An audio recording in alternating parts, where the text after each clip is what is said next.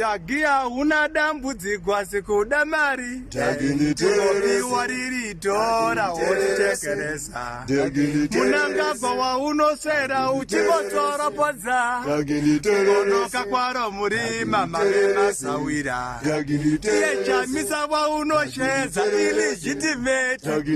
Yeweka watakasarudza kutungamira. Dagia una dambudziko sikuda mari.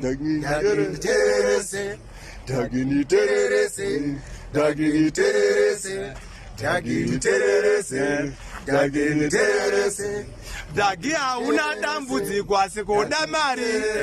Kungopiwa riri tora woti chekeresa. Iye munanga kwa warosera uchingosora podza. Kungodoka kwaro murima mavema sawira.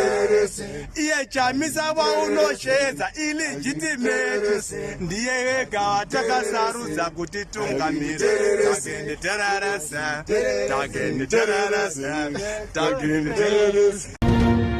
At Sly Media Productions, we offer live streaming services to companies willing to reach a worldwide audience. We have the capacity to live stream debates from various locations for a wide range of clients. And our online audience, we welcome you back. We follow them and help build Zimbabwe brand on a positive note. On the second report on citizens' perceptions. And for us, our interest has always been around how do we leverage technology to communicate policy, to communicate public issues.